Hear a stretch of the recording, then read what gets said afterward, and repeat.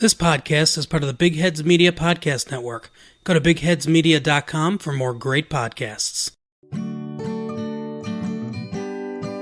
Hello, and welcome to episode 60 of Cooking with Grief, the show where we read things on the internet so you don't have to. I'm Chris, and as ever, I'm joined by my co-host with the almost. It's Chris. Oh, why do I not qualify as the host for the most? Because I don't know. Just wanted it to be a little bit mean for comedic effect. So I shouldn't punch down. In fact, you know what? Let's start again, because there's no need to put other people down to raise other people up. You're Chris with the almost most. Now that I think about it, I'm not the host for the most, unless it's BMI out of the two of us. I don't think either of us qualifies as the host with the most listeners, but we thank both of you for listening, for tuning in. Hi Mum, hi Dad. They don't listen. Oh. You've got a much more talented brother. Anyway, how are you? I'm exceedingly well. Ooh, that is strong words. Mr. Kipling of How Are You Doing? I almost said the Rudyard Kipling. Nope, that's a different guy entirely. That's a questionable poet guy. No, I'm the French fancy of farcical podcast hosts. Oh, that's good. I don't know what that means. No, but it sounds good. I've got a soft, gooey interior. They'll come in packs of 6. Bright 8. coloured. Yep, often glazed. How are you? I'm fine, thanks.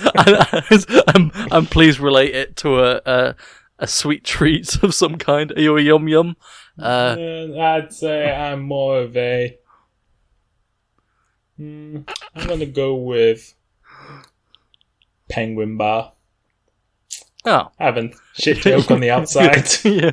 Dark chocolatey. Dark chocolatey interior. Often to be found near a cup of tea. Oh, that is true. Anyway, just for anybody who's accidentally tuned in and doesn't know how this podcast works. God, I wish we reviewed baked goods instead of doing this podcast. Well, we could. Baking with Grief. Yeah. Spin-off. The spin-off that no one clamoured for. No. But until then, that's just a pipe dream. Or a pie dream. A pie dream, indeed. So, not how baking with grief would hypothetically work, but how cooking with grief does work. Well, I would say as ever, but, we're still trying out this relatively new format where we've each brought one topic each, and this topic we've not shared with each other, so we're learning.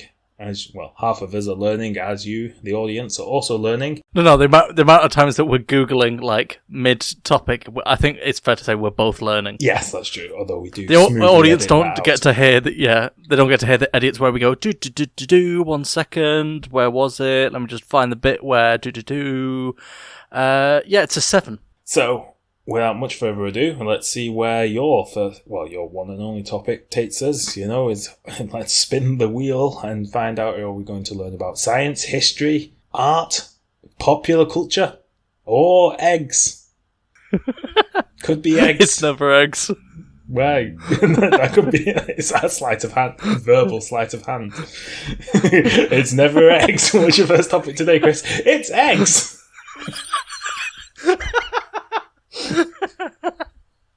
Eggs for or against? 4, definitely. 4. Oh, big egg. Not much of a debate there. So I'll start off with a question. Chris, what job would you least like to do? Least? Yeah. I mean, I think we made it perfectly clear that our ideal job is to get paid to review Mr. Kipling goods, but that's not on the cards. So what's the opposite of that? I reckon either being one of those pig wankers. That would be fun. Which I feel like we might have covered on a very early episode. I think it was the very first one, China wants your sperm. Yeah, well that was about human sperm, but then I think one of the facts that came up was like a spin-off fact, wasn't it? It was about how we export pig semen from Britain. So anyway, wouldn't want to be that. Or any livestock. Would you want to be the pig? Nah, probably rather be the pig. On a surprisingly similar note, also wouldn't want to be a fluffer on a porn set. Which is apparently a myth. Is it a myth? Yeah, I watched an interview with a fluffer, who didn't exist. Yeah, who just said he just did it for the love. No, it was an interview with there's a YouTube channel. They get different professions, and it's 10 minutes with blank.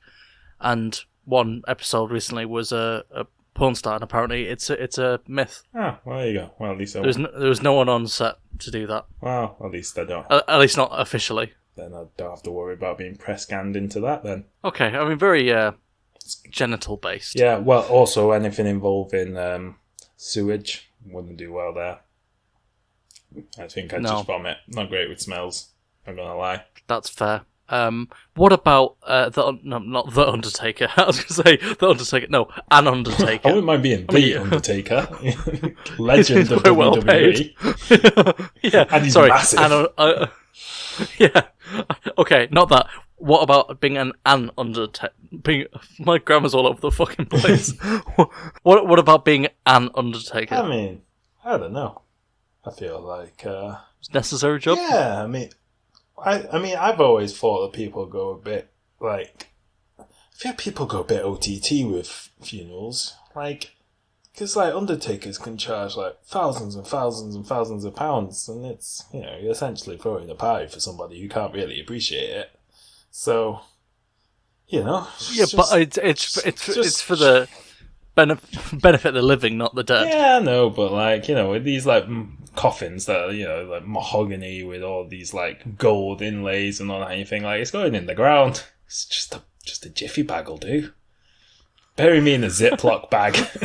You would have made a terrible pharaoh or this Chinese is my. emperor. I've got a weird thing where basically like because I'm not really that fussed what happens to my body after I'm dead. Like donate it to science, donate my organs if they're useful to people. Like whatever. Just I'm not that fussed. Cremate what's left. Mm-hmm. Or if the opportunity arises for me to have a literal pyramid or mausoleum or something, some just huge, just huge unnecessary grandeur. Where like my corpse is in a palace. Jiffy bag inside of a gold sarcophagus. Yeah. If my corpse could be kept in a like palace that would shame most of the living, then yes, I'd take that. It must have been so galling living in ancient Rome or whatever, when like the city was overpopulated and people were living in slums, and then like Augustus or whoever, or Hadrian, who just was like, so I'm just going to build this giant 6-story building that takes up half of the river, half of the bank of the River Tiber to keep my corpse in. I mean, it's like Dubai now. Yeah, I was also reading. I think it was some Chinese emperor, one of the early ones who... Oh, it might have been a terracotta army guy who then got, his mausoleum built and then had everybody involved in making it killed as well so that they couldn't tell people about it. Yeah, Shi Huangdi, the first emperor to unite all the mainland China under the Qin dynasty. Okay, was it him? Yeah, and around his... He also had a fake tomb built to try and throw off not tomb raiders, like grave tomb robbers, I guess. Yeah. Yeah, grave robbers, yeah. And then, around his coffin, he had the constellations mapped out in rivers of liquid mercury, which is a nice flourish. I was going to say, that is quite a OTT move, but I respect it. I mean, he's a pretty OTT guy. That's true. My topic is not about him, but just side facts thrown in for seasoning. Okay, well, here's my topic. Did you know that ants have undertakers? The Undertaker, or... There is an ant undertaker who's fucking massive. No, I did not know that. Pray tell me more. Yeah, in social insects, so that's ants, bees, wasps, termites, and some spiders, because most spiders live on their own, but some live in colonies. Some basically get the worker ants get the job of undertakers. They're picked, maybe not as sort of open like a job recruitment, but they've got stronger pheromone receptors, so they can smell dead or sometimes even diseased, ants, for example. It just sounds like that thing in Monty Python when they're buried. I'm not dead yet! And the Undertaker's like, I can smell the death. It's coming, so I'm just going to bury you now. I'm already on my rounds. That is a very prescient joke to make. So what they do is if they smell dead ants or even diseased ants, then they'll take them outside a colony and bury them, because colonies also have waste areas. They've got landfill essentially for ants. And if there's a big outbreak of disease, then regular worker ants will sort of switch roles and do this. But like most of the time, it's these sort of specialised ants that have done the training and got the qualification and hard hats or whatever. It's called necrophoresis, which is the Greek for carrying corpses. A neat word for everyone. And it's done to keep the colony healthily and, and stop disease from spreading. And termites have been observed actually burying the dead, especially when they form a new colony and it's sort of all hands on deck and they've not got the resources to like send workers off to do necrophoresis. Then they'll actually just like bury them. Maybe a small eulogy, a poem about how tasty wood is. Going back to ants carrying the bodies away and stuff, there's that fungus that infects ants and it basically makes them... It's really clever. The fungus, and this is what they... it's a real fungus, but in the Last of Us games, the fungus that infects everybody is supposedly that same fungus that's taken the mutation and can infect humans. Anyway, real fungus, and it does genuinely make ants go crazy and basically makes them walk. It makes them climb to like higher ground and then their heads basically explode and more spores fly out and they go to high ground so that it will infect more ants. But if an ant smells that an ant's been infected, they'll like drag it away from the colony. I don't know, kill it or bury it or whatever. But there's like slow lapse footage of like this fungus like burrowing out of the ant's head or whatever. Weird. Everyone a product of a loving God and all that, but a bit fucked up. Yeah. And to sort of reference your Monty Python joke, they did an experiment where they sprayed living ants to make them smell like dead ones, and the undertakers just like picked them up, carried them out, presumably kicking and screaming, if an ant can both kick and scream, and like threw them into these waste areas. This is where they're going. I'm not dead. You smell dead. And they'd climb back out, and then they'd just keep throwing them in again until the dead smell like wears off. Pretty fucked up science. Some ants voluntarily throw themselves in because if they had that pheromone, but they smelled the dead on them and they were like, "Oh, I guess I'm dead or dying." Best go. So I'll save them a job and just jumped in. Bit courteous. Yeah, and then they stayed there, and then the smell like wore off, and they went, "Oh, I guess it was just a stomach bug or something," and then crawl back out again. It's like, "Oh, sorry about that." But it's like just the idea that of like you're at work one day and you think, "Oh, I smell like I've been fired. I better go home," and then you get back and then go, "Oh no, it was just gas. It was fine." Or even that your colleague would just look at you funny and go, "Dude, sorry, you're smelling a bit fired," and then just carry out the building and throw you out. And you go, you've got your pass knocking on the door going, no, I work here. What I found really interesting about this is that when a queen ant dies, especially in black garden ants, normal undertaker ants don't remove the body, but it's done by the new queen. And I don't know if it's like a full-on like funeral procession, like when Diana snuffed it and like ants are lining the ant streets and throwing flowers and the queen ant of our hearts or whatever. The scientists who did this, who observed this, speculated that it could be one way of the new queen sort of introducing her new pheromones to the rest of the colony. Either or just establishing dominance in the weirdest way, just carrying your if predecessor's corpse out. Yeah, if Elizabeth II at her coronation walked down with a queen mother, his body over her. No, it wasn't queen mother, was it? It was. Was it her dad? Yeah. So was that Edward? George the Sixth, I want to say. God, my royal knowledge is so bad. Yeah, so George, you carried George down Edward was the Nazi. Oh yeah, that's right. Yeah. It's so hard to keep track of which ones are wrong, and so Andrew's the current wrong one. Yeah. But yeah, so it's maybe it's something we can petition to bring back. Bring back. Oh yeah. Sorry, I was so taken in by my own whims there. I assumed it was true. So maybe when Liz goes, Charles has to has to carry her. Yeah, sling her over one shoulder and be like, "The Queen is dead, long live me." But yeah, that's the surprisingly sophisticated world of ants, and not the. Well, see, this is what gets me right.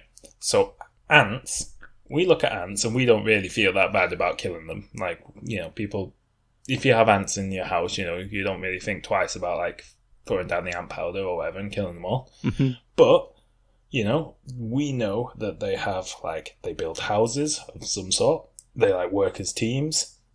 Like when you see them, like, all working, when you see ants, like, all, like at a picnic, they're all scrambling around, like, walking randomly, and then when they find food, all of a sudden they, like, form a huge chain and carry it all back. So, they're doing teamwork. You've just said then that they carry the dead out and stuff. So they've all got these, like, markings. I'm not saying that they're, like, equal to humans or anything daft like that, but like they have the markings of a civilization of sorts. Yeah. But we don't consider it a civilization. We're like, well, it's just ants, it's just instinct. Imagine if aliens show up that are to us what we are to ants, and we got to explain that, like, no, but we've got houses and Netflix. Fuck it, yeah. And we bury our dead. Don't care. We have, like, sophisticated social structures and hierarchies. And I'm still going to pour the intergalactic boiling water down onto Earth and kill you all. And we'd be like, no, but we're the same as you. Yeah, Yeah, I've got a big magnifying glass that says otherwise. Yeah. If we met a species that were to us what we are to ants, like, how would you even, like, try and reason with aliens? Yeah, and if you gave like ants briefly like human consciousness, it'd go mad because it can't think in that. It can't know it's an ant in the same way that, like, if the aliens, like, plug a device into us that show us the true, like, scale of the universe, we'd probably go mad because you'd suddenly realise how pointless everything is. Yeah, I feel like that is just going through puberty for me. Everyone's pointless and I don't matter.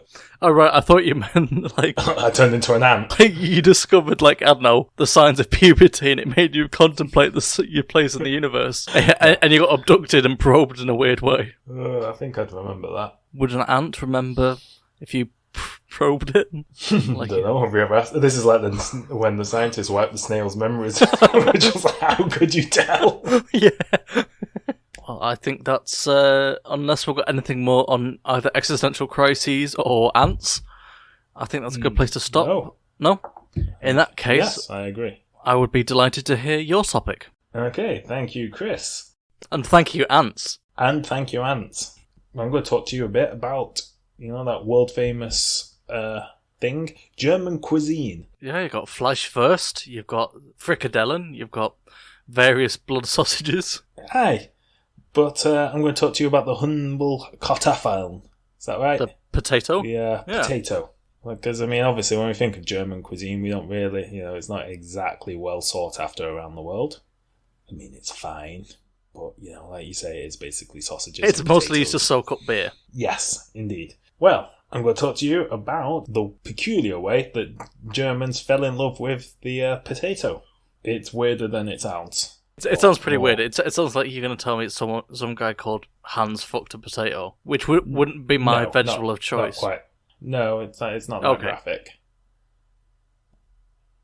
Anyway, so... well done for not asking me what my vegetable of choice would be. That's what that silence was for. I don't want to know. The potato, as we all know, but often... that's what you say when you want to tell people things and you don't want to insult them in case they don't know it. You want to include them all. Potatoes were originally from South America. So they weren't brought over to Europe until, after Columbus. And in Germany, they weren't initially, or what at the time was Prussia, they weren't very popular. So under the reign of this is under the reign of Frederick the Great, presumably named because of his ability to take a block of cheese, service to potatoes, and turn it into smaller shreds. Indeed, Frederick the Shredder. So we're talking between 1740 and 1786.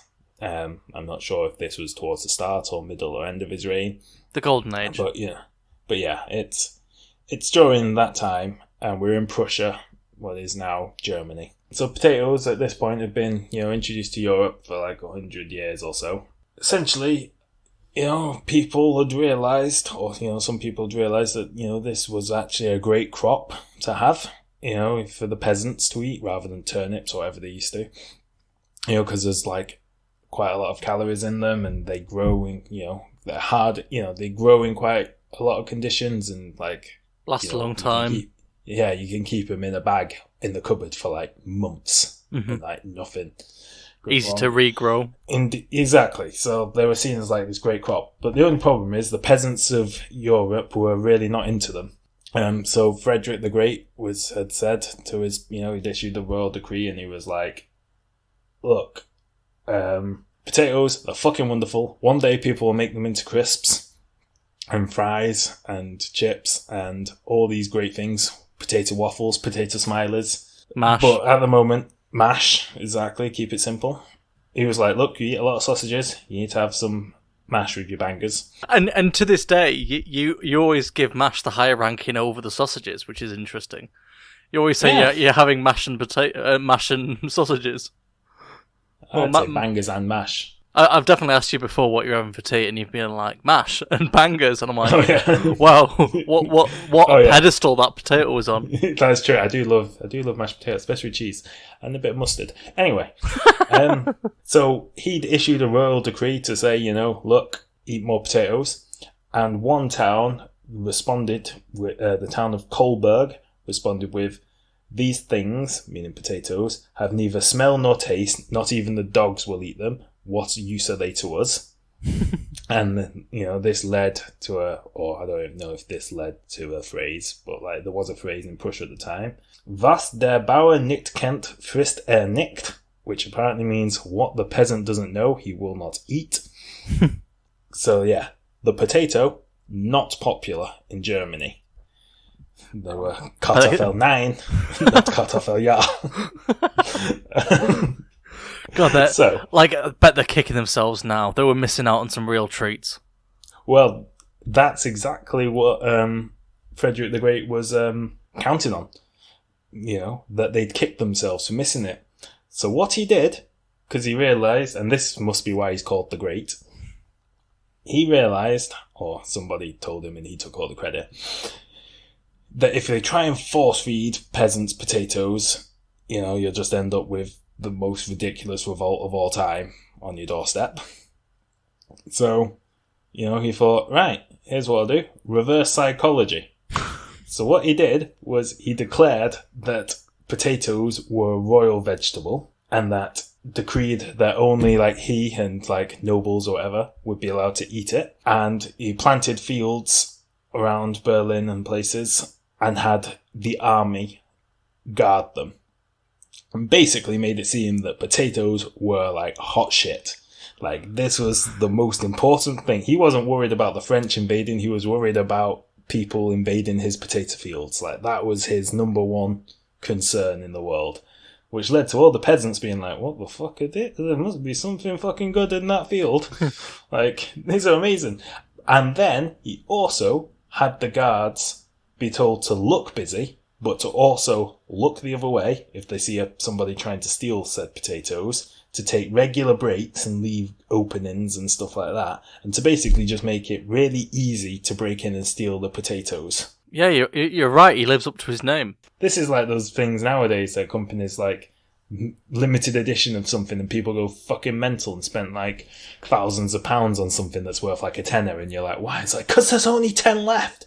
That's because they only made 10 of them, because then you idiots like you would spend £1,000 on something. Yeah, artificial scarcity. Exactly. And that can't have been a one-off thing either, because I know there's a similar thing happened during the Russian Revolution when the country was starving. Then they were bribed with potatoes, and they were like, look, you can turn it into vodka, which is then, cheaper than beer. You can, and they're like, oh, we're not having it. So, like, they sort of, like, again, served it all these, like, royal things and gave it out in the capital. So all, like, the provinces were like, huh, they're eating potatoes in Moscow. We should get some of them. Yeah. But obviously that's after the, the Prussians. So I wonder if... the Prussians must have led the way. Apparently, at his grave in Potsdam, people still leave potatoes on his tombstone. Oh, so many tubers. I mean, imagine that. you're Frederick the Great. I don't know much about him, because obviously I just researched the bare minimum for this. But, he must have had some fairly major achievements. Prussia was had gone from this, I don't know when it was exactly, but I know Prussia had a pretty rapid expansion from a small state to Germany and Austria and Poland and all, expanding massively. And then hundreds of years later, you're just a potato guy. I mean, of all the greats, Catherine the Great's lasting legacy is that she fucked a horse, or she's rumoured to have fucked a horse. So apparently her enemies spread that rumour. Yeah. But that's what I'm saying. To be associated with potatoes by comparison isn't too bad. Yeah, not too bad. Who do you reckon's the best? Who do you reckon the great is? So you got Catherine the Great. Well, it'd be Muhammad Ali, wouldn't it? Alfred the Great. He was the greatest of all time. The greatest, yeah, that is one. Alfred the Great. He was pretty Alexander. Great. Oh, yeah, I mean, you've got to give it to Alexander. He conquered basically all of, he went as far as India, and then... Yeah, that's true. And then when he ran out of worlds to conquer, he wept salt tears, apparently. Apparently that's a misquote. And the closest... Apparently it was in Die Hard. And the original quote, or the closest thing anybody can find to an original quote where they think it came from, is the exact opposite. Oh. Where he cried because he hadn't even managed to conquer one. Apparently, somebody had told him that there's a multiverse, or multiple, maybe not multiverse, not multiple words they use, but basically, some philosopher, Greek philosopher was yeah, but there's this world, but then there's also all these other worlds that are out there. We humans live on one. Apparently he cried because he was well, I've not even managed to conquer one, and there's all these other ones to conquer. Oh, well, that's and interesting. He died at age 32. Yeah, he got a lot done, though. So that's my vote. That's a good one. Speaking of the greatest, if you could only consume potatoes in one form for the rest of your life, what are you keeping? Oh, chips. Chips or as fries for our American friends, but no crisps or chips for our American friends. Yeah, I do like them. You're getting rid of Monster Munch. Oh, but they're not. Then they're corn based. I think they're not potatoes. Oh, he's got me on a technicality. That is superb work. I've got. Next time that question comes up, I'm absolutely using that. He's fucking done it. He's solved it. He's Rubik's cubed his way out of that one. So chips or fries over mash, over baked potato, new potatoes. Yeah, I think so. I mean, I do love chips, chippy chips. Over the waffle. Waffle, yeah. The hash brown. Oh, actually, I do love hash browns, but then I feel like chips, a bit more versatile. Yeah. But if you don't pick chips, you can always have a sweet potato fry. You can have I was going to say a wedge, but that's potato. It's a different color. Slightly different shape. No, I'm sticking with my choice. Yeah. Why? What would yours be? I do like a if hash. After all this, you say chips. Well, there you've been really convincing. I love mash, but there aren't many things you can have it with. Well, there are lots of things, but it'd be weird to have burger and mash. Yeah, for some reason. It is though. I feel like it's because of anything that you need to pick up. It feels weird to have a potato that you can only eat with a fork. You never just had a handful of mash. Oh, no.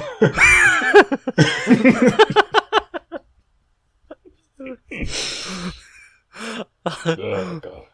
Our first album's going to be called Handful of Mash. Yes. I think the chip, crisps. We've talked at length about the Pringle, the what's it, the. Yeah, no, don't get me wrong. I do like crisps. Yeah, but you're right. I wouldn't have burger. They're just a lunchtime snack, but I wouldn't like. Yeah, but No, I'd rather have chips. And the chips. It's like when you go to a pub and they do like a club sandwich or something like that. And you get crisps. It says you can get crisps or chips. Yeah. You're always going to pick chips. And nobody's like, oh yeah, I'll have the crisps. Yeah. No, you're right. I think just for the... Yeah, Like, you're right. It's the chip is iconic. You know, the McCain's home chip is a eighth wonder of the world, as far as I'm concerned. Indeed. You know, staple of freezers everywhere. Yeah, fish and crisps isn't great. Not gonna work. No. So yeah, Well, I'm gonna have to go. I do love hash browns though, but like I said, it only really works with breakfast. It feels wrong to have it at dinner. It's also one of those the few foods that like store bought is always better. I've never made homemade hash browns that have been better than your standard. No, exactly. It's weird. You can't make a homemade hash brown. Because you've got to get you can, but it's just wrong. Like it just turns into a roti. It has to be. A hash brown has to be from, like, with your breakfast. Even like a McDonald's hash brown, anywhere. But yeah, it's just wrong if you have them. Yeah, if you said what we're having for tea. Try to make one. Yeah. Yeah, we're having hash brown. Yeah, hash browns. Yeah, absolutely get out of my house. You're right. Okay, well, we've settled it. The potato. There are no more potato worlds left to conquer, and I shall now weep not tears of salt, but potatoes of salt. Vinegar. I hate vinegar. That's well. My shop's next to a chippy, and they brought us some dinner, which was very nice of them. It was a real like tasting selection of a smorgasbord of the chip shop. I got a cheese and onion pie. Someone else got a sausage, and they ruined it. Like, give us the option of give us naked chips and let us season them ourselves, because they were just absolutely drenched in vinegar, which everyone else loved. And I'm like, yeah, I'd love it, but no, that's fair enough. They also did a deep fried pickled onion, which I'd never seen before. They've got new owners at the chip shop. A frickle, is that what it's? Is it a thing? Wait, did you say pickled onion? A deep fried pickled onion, yeah. Oh, no, I've never had that. I've had the deep fried pickled gherkin. Oh, right. That's a frickle. A frickle? A fried pickle. A fried pickle. A frickle. That's, I don't know, maybe it's an Americanization thing. I always picture, like, a state fair in Idaho as deep fried cheese and deep fried pickles and just deep fried hands. No, the frickle I've only ever had at, like, a burger place. Like, like as an Americana thing. Yeah, but I like pickled onions. I like fried things. But it's nothing with chippies for listeners who won't give a shit. But anyway, this is our show. It's not your podcast. I love talking. Honestly, like, one of my favourite conversations we ever had was about it was about chip shops and what sort of sauce you have with your chips, and then like what you call like balms. I love talking about like niche British, regional food interests. I apologise if this is boring, but I'm absolutely keeping this in, all of it. So, chippies. Yeah. Because we're, it's like when you move somewhere new or whatever, and you need to find like a good local chippy. Mm-hmm. If the chippy has branched out into doing things such as kebabs, burgers, pizzas, it's never as good. No. Absolutely not. Your chippy, for it to be a good chippy, like those, don't get me wrong, those type of places have their like uses, usually at like midnight when, you're drunk. But if you want nice fish and chips, the place has to only sell chips, fish, pies, and sausage. I 100% agree. If they do anything else, then it just won't be as nice. It's not just chippies. The chips just won't be as nice. If you go to if you go for an Indian and they also do like pizzas and kebabs, exactly the same. I want a curry house to do curry. I want a Chinese to do Chinese. Like I know they've got to do like it's always if the alternate option for people who don't like curries and yet have ended up at a curry house is always an omelette for some reason. It's always like a mushroom omelette. Fair enough. If you've got to go with that, you've got to give them an option. Mm-hmm. The exception is where I grew up. There was a curry place next to a pizza place owned by the same person, and you could get a curry sauce from the Indian place on your used as the tomatoey base. That sounds mad, but also great. It was great. Like the pizza by itself was great, and the curry independently were great, but the twain was something different in a good way. I could honestly talk about this forever. Well, we won't subject our listeners to any more. I think it's time to say goodbye. I would have thought so. So, that takes us to the end of our show. Our new abridged format. Probably not any not any shorter after we rambled about chippies. That's true.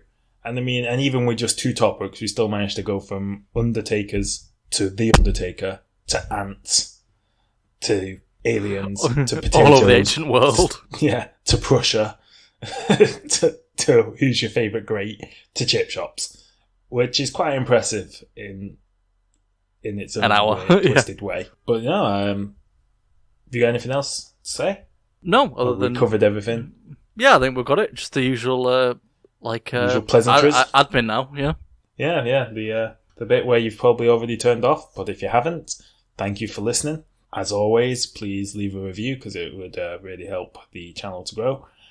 Doesn't even need to be a 5-star review, but please make it a 5-star review. But it doesn't have to be a 5-star review. Just be honest. Give us 5 stars. It can be a 5-star review with a really negative message. Like, give us 5 stars and say these guys are cunts.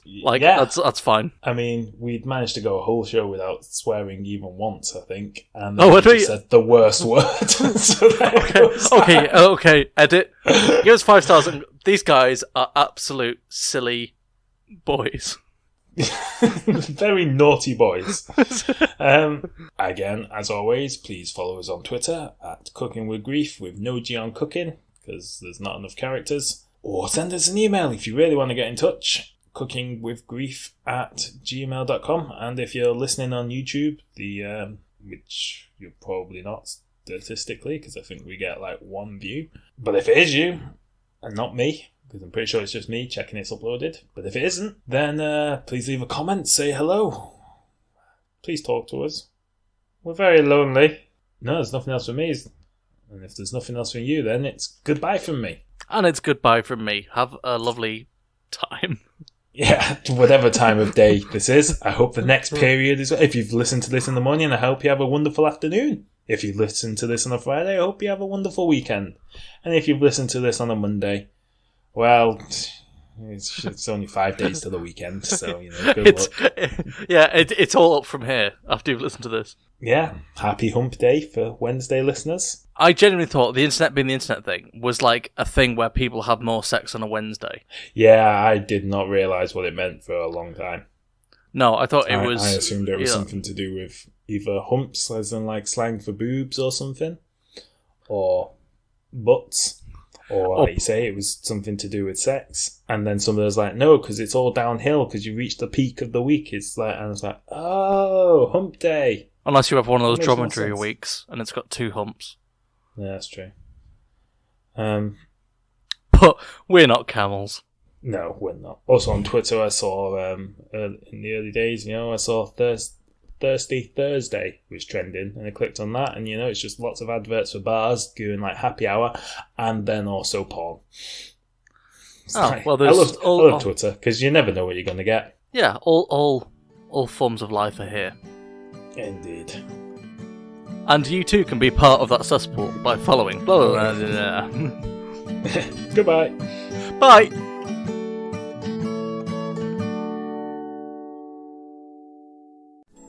Oh, hey, I didn't see you there. I'm Swanson, host of the TV Tuners podcast. Every week on TV Tuners, me and my co-hosts, Kyorain, Swanson, I need water. and Stairmaster,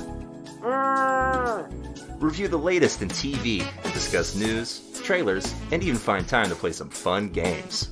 Right now, we're working overtime to cram as much TV knowledge into our brains as possible. Isn't that right, guys? Swanson, we've been here for 24 hours. We need to get out of here. Not until you answer who Norm is. He's Fraser's brother. Wrong. You get the shock. Check out TV Tuners, available on Apple Podcasts, Google Play, Stitcher, or any of the podcatchers of your choice.